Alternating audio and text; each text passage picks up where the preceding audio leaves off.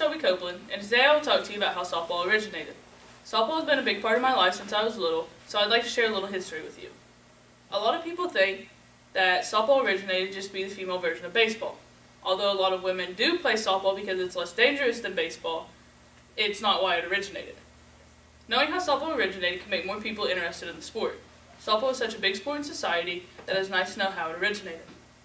Today we'll talk about the origination of softball, why ball size differs, and when softball was established as a national sport. Let's begin by talking about when, where, and how softball originated. According to Ron Grossman, a Chicago Tribune reporter, in the July 22, 2012 edition, softball began on Thanksgiving Day in 1887. A group of Harvard and Yale alums started the game while waiting for a telegraph ticker of a football game between the two schools.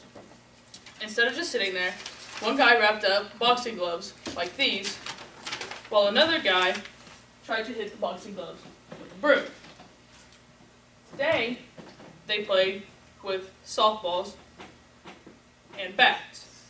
The guys liked the game, so they decided to keep playing it and make their own rules for it. It started at Chicago's Farragut Yacht Club. Now that you know when, where, and how softball originated, you need to know about the balls they use and why.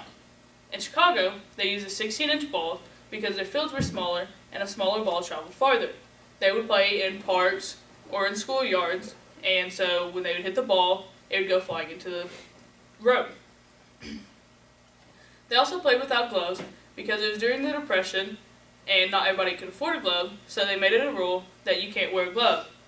They still today play without gloves. According to Al Mack, author of 16-inch softball history, there are now balls that range from 12 inches, like this one, to 17 inches. Little kids use the smaller balls because they can't hit as hard as grown-ups, so the smaller balls, they don't have to worry about them traveling as far. The bigger balls work better for the smaller spaces. Now that you know about the balls, let's talk about when softball was established as a national sport.